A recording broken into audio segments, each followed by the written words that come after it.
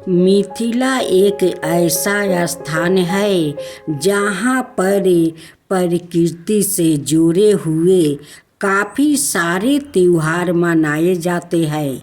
जैसे कि सूर्य देव की आराधना करने के लिए छठ पर्व मनाए जाते हैं, तो इसी तरह चांद देव की आराधना करने के लिए चौरचन्ना का त्योहार मनाया जाता है। इस त्योहार की महत्वता इसलिए है कि क्यों कहते हैं कि चांद देव की पूजा करने से व्याकृत झूठे कलंक से बच जाता है। कहती है कि इस दिन यदि चांद देव की पूजा अर्चना की जाए तो चांद देव प्रसन्न होते हैं और व्याकृत की सभी मनोकामना पूर्ण कर देते हैं।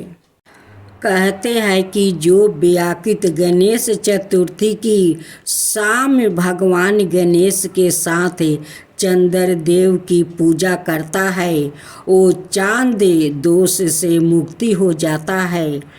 बता दे कि चतुर्थी चौथ तिथि में शाम के समय चौरचन्ना पूजा होती है।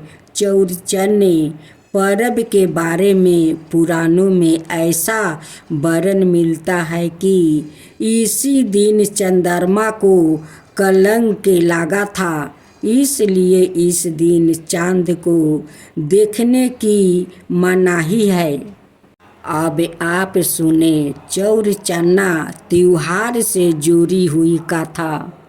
एक पुरातन कथा अनुसार एक दिन भगवान गणेश अपने वाहन मूषक के साथ कैलाश का भ्रमण कर रहे थे। तभी अचानक उसे चांद देव के हंसने की आवाज़ आई।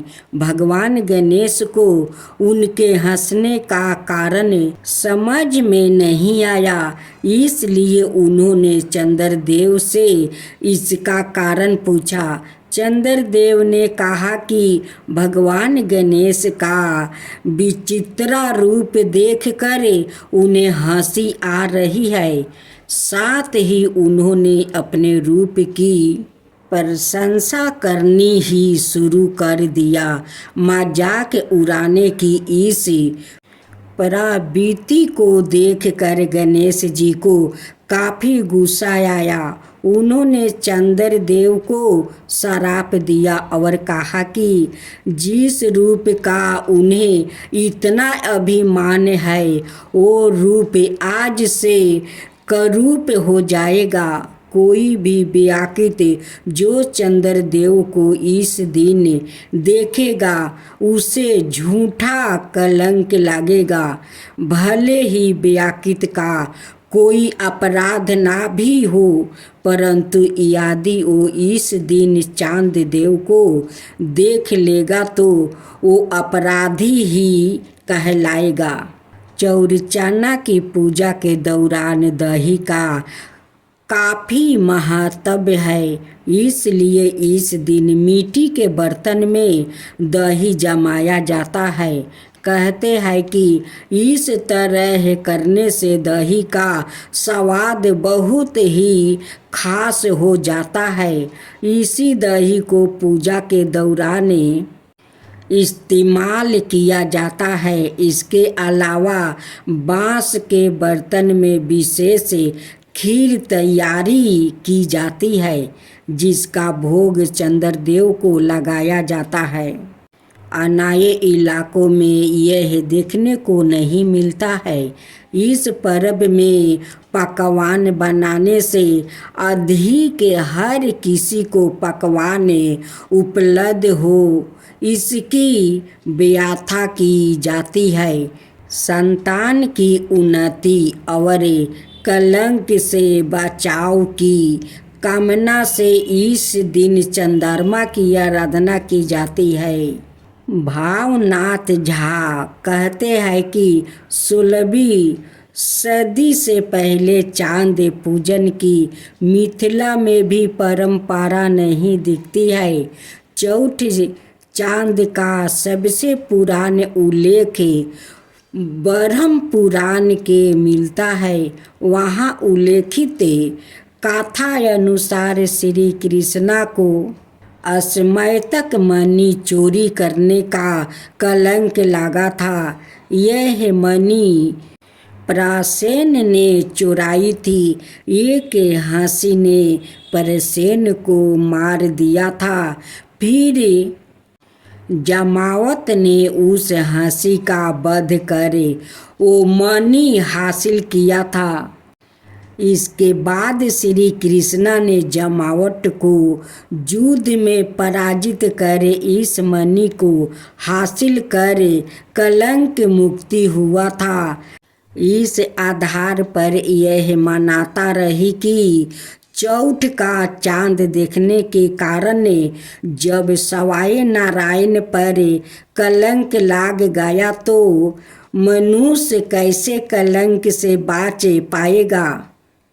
चंद्रमा की व्रत कथा। मस्ताई एवं अग्नि पुराण के अनुसार जब ब्रह्मा जी ने दृष्टि रचना का विचार किया तो सबसे पहले अपने मानसिक संकल्प से मानस पुत्रा की रचना की। उनमें से एक मानस पुत्रा ऋषि अत्रि का विवाह ऋषि करदम की कन्या अनुसुईया से हुआ, जिससे दुर्वासा, दात्रेय और सोम 3 पुत्र हुए। सोमचंद्र का ही एक नाम है। पद्म पुराण में चंद्र के जन्म का अन्याय वृत्तांत देखा गया है। ब्रह्मा ने अपने मानस पुत्रा अत्रि को दृष्टि का विस्तार करने की आज्ञा दी। महर्षि अत्रि ने अनुचतर नाम का तप आरंभ किया। तप काल में एक दिन महर्षि के नेत्रों से जल की कुछ बूंद टपक पड़ी जो बहुत प्रकाशमय थी। दिशाओं ने स्त्री रूप में आकर पुत्र प्राप्ति की कामना से उन बूंदों को ग्रहण कर लिया जो उनके उदर में गर्भ रूप में स्थित हो गया। परंतु उस प्रकाश ने गर्भ को दिशाओं धारण न रख सकी और त्याग दिया। उस त्यागे हुए गर्भ को ब्रह्मा ने पुरुष रूप दिया जो चंद्रमा के नाम से पराखायित हुए। देवताओं, ऋषियों, गंधर्वों आदि ने उनकी स्तुति के उनके ही तेज से पृथ्वी पर दिव्या औषधियाँ उत्पन्न हुई। ब्रह्मा जी ने चंद्र को नक्षत्रों, वनस्पतियों, ब्रह्मा तप का स्वामी युक्त किया। स्कंद पुराण के अनुसार जब देवों और दैत्यों ने क्षीर सागर का मंथन किया था तो उसमें से 14 रत्न निकले थे। चंद्रमा उन्हीं 14 रत्नों में से एक है जिसे लोक के कल्याण हेतु उसी मंथन से प्राप्ति कालकूट विष को पी जाने वाले भगवान शंकर ने अपने मस्तक पर धारण कर लिया।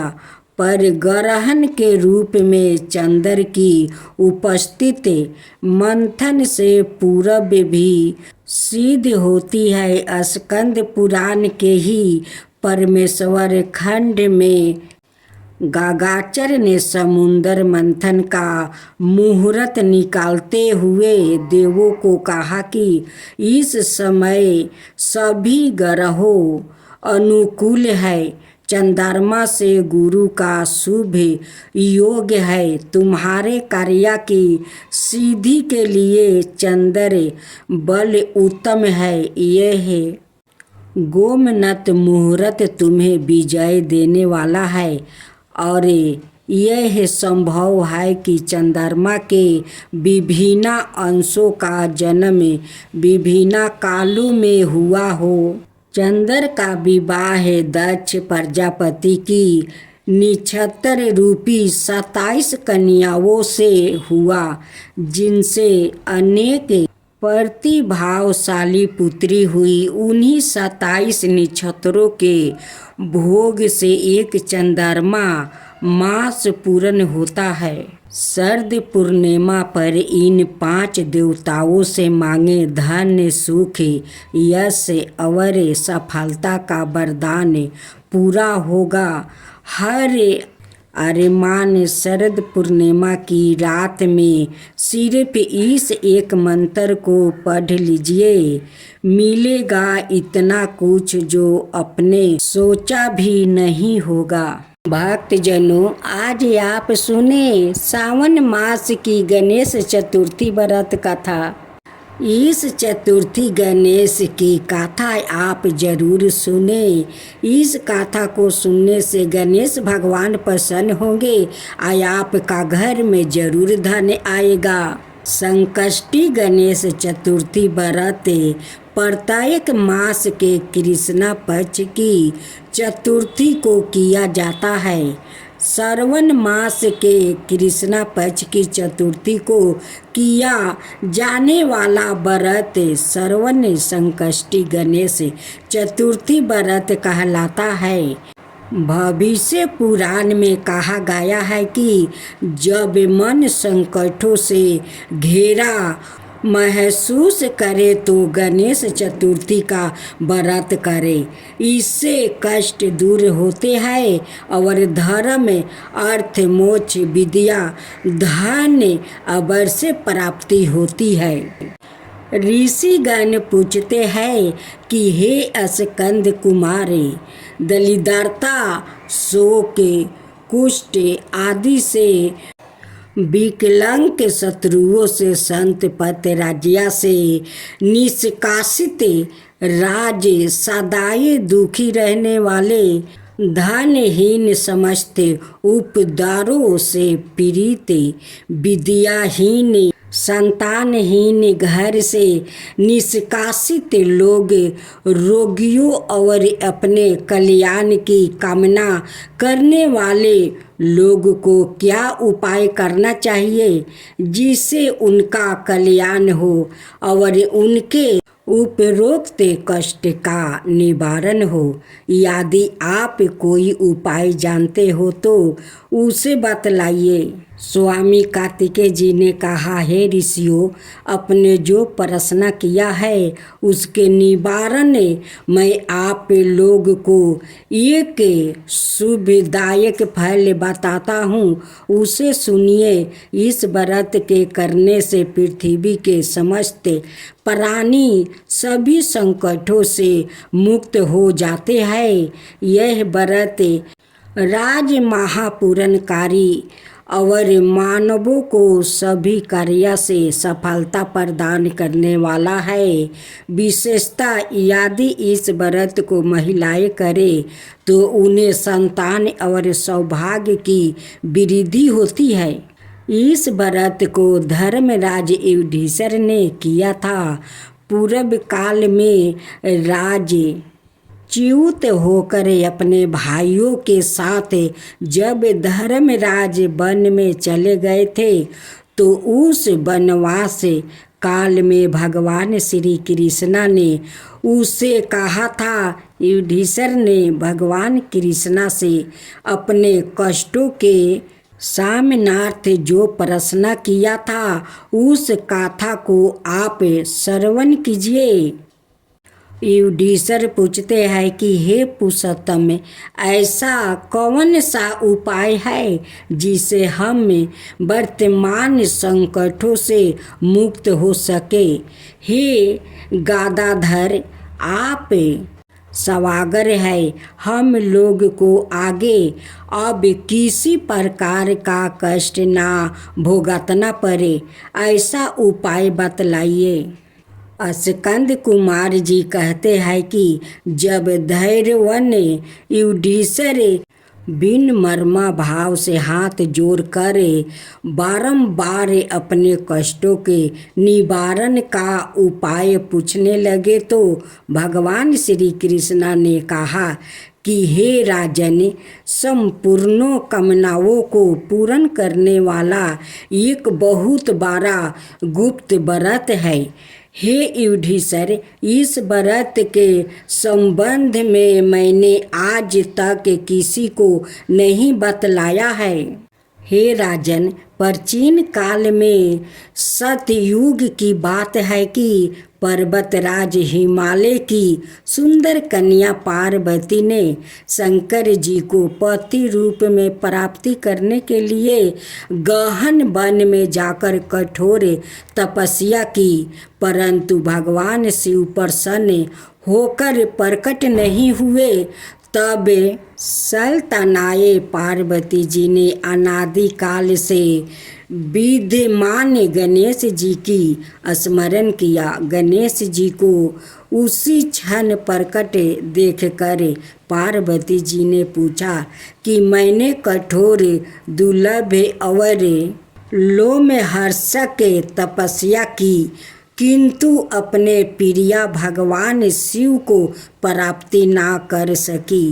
वो कष्ट विनायक दिव्य व्रत जिसे नारद जी ने कहा है और जो आपका ही व्रत है, उस प्राचीन व्रत के तत्वों को आप मुझसे कहिए। पार्वती जी की बात सुनकर तत्कालीन सिद्धिदाता गणेश जी उस कष्ट विनायक शुभदायक व्रत को प्रेम से वर्ण करने लगे। गणेश जी ने कहा, हे अचल सुते, अत्यंत पुण्यकारी और समस्त कष्ट विनायक व्रत को कीजिए।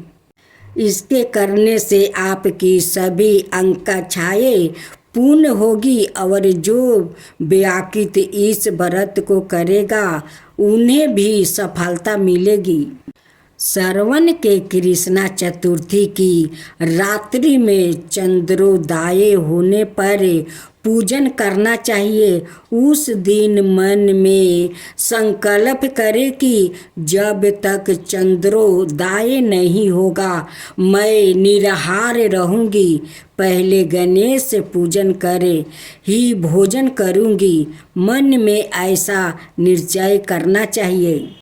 इसके बाद सफ़ेद तिल के जल से स्नान करे, मेरा पूजन करे। यदि समर्थ हो तो प्रति मास सौरन की मूर्ति का पूजन करे। अभाव में चांदी, अष्ट धातु अथवा मिट्टी की मूर्ति की ही पूजा करे।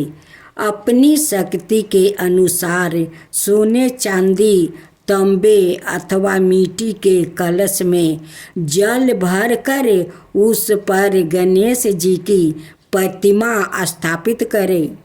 मूर्ति कलश पर वस्त्र छादन करके अष्टदल कमल की आकृति बनाए और उसी मूर्ति की स्थापना करे।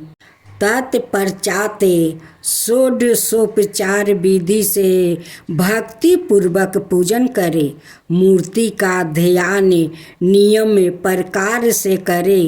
हे लंबोदर, चार भुजा वाले, तीन नेत्रा वाले, लाल रंग वाले, हे नील वर्ण वाले, शोभा के भंडार प्रसन्न मुख वाले गणेश जी, मैं आपका ध्यान करता हूँ या करती हूँ। हे गजानन, मैं आपका आवाहन करता हूँ, यह करती हूँ। हे विघ्न राज, आपको प्रणाम करता हूँ, यह आसन है। हे लंबोदर, यह आपके लिए पाद है। हे शंकर सुवन, यह आपके लिए अर्घ्य है। हे उमा पुत्रा, यह आपके स्नार्थ जल है, हे बर्क ठुंडा यह है आपके लिए।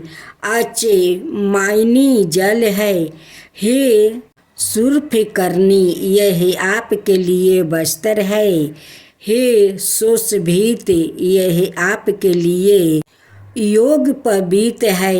हे गणेश्वर यह है आपके लिए रोली चंदन है।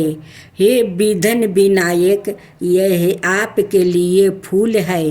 हे विकट यह है आपके लिए धूप बत्ती है। हे बामन यह आपके लिए दीपक है। हे सबर देव यह आपके लिए लड्डू का नैवेद्य है। हे देव यह आपके नियमित फल है। हे विघ्न हर्ता यह आपके नियमित मेरे प्रणाम है। प्रणाम करने के बाद क्षमा प्रार्थना करें। इस प्रकार षोडशोपचार रीति से पूजन करके नाना प्रकार के प्रसादों को बनाकर भगवान को भोग लगाए। हे देवी, शुद्ध देसी घी में मंथन लड्डू बनाए। सर्वप्रथम भगवान को लड्डू अर्पित करके उसमें से बाचा ब्राह्मणों को दे दे। अपनों समर्थ के अनुसार दक्षिणा देकर चंद्रोदय होने पर भक्ति भाव से अर्घ दे। तदंतर 5 लड्डू का सवाय भोजन करे।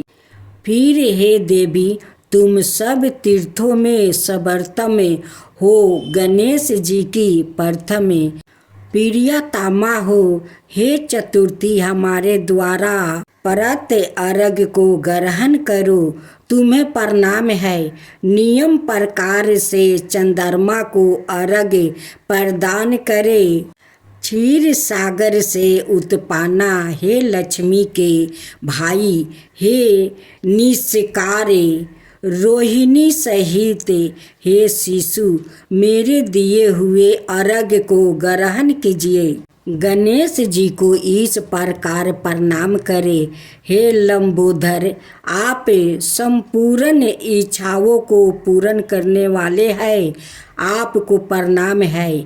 हे समस्त विघ्नों के नाशक, आप मेरी अभिलाषाओं को पूर्ण करें। तत्पश्चात ब्राह्मण की प्रार्थना करें।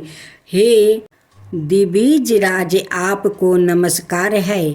आप साक्षात देव स्वरूप है। गणेश जी, प्रसन्नता के लिए हम आपको लड्डू समर्पित कर रहे हैं। आप हमें दोनों का उद्धार करने के लिए दक्षिणा सहित इन 5 लड्डुओं को स्वीकार करें। हम आपको नमस्कार करते हैं। इसके बाद ब्राह्मण भोजन कराकर गणेश जी से प्रार्थना करें। यदि इन सब कार्यों के करने को शक्ति ना हो तो अपने भाई बंधुओं के साथ दही और पूजन में निवेदित पदार्थ का भोजन करें।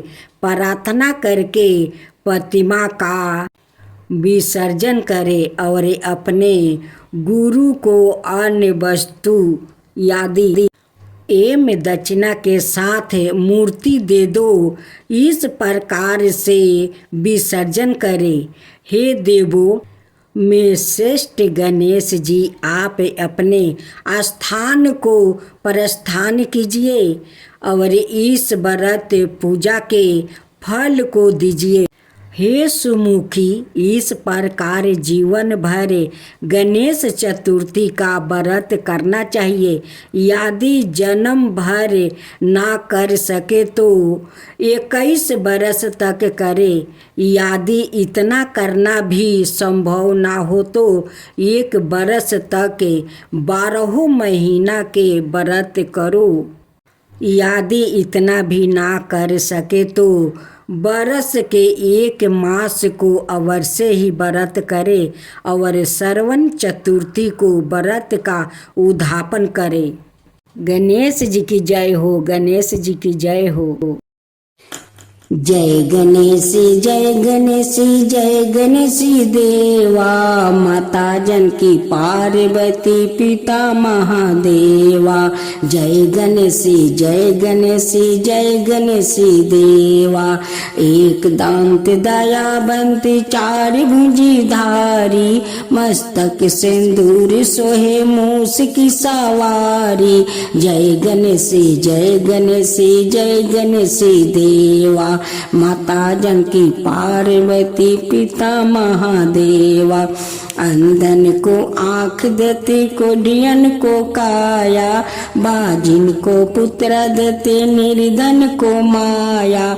जय गणेश जय गणेश जय गणेश देवा, माता जानकी पार्वती पिता महादेवा। हार चढ़े फूल चढ़े और चढ़े मेवा, लड्डुअन का भोग लग संत करे सेवा। जय गणेश जय गणेश जय गणेश देवा, दीनन की लाज रखो सुबह सुतिवारी, कमना का पूरा करो जग बलिहारी। जय गणेश जय गणेश जय गणेश देवा, सूर्य सायं शरण आए सफल की जो सेवा। जय गणेश जय गणेश जय गणेश देवा, माता जानकी पार्वती पिता महादेवा। जय गणेश जय गणेश जय गणेश देवा, माता जानकी पार्वती पिता महादेवा।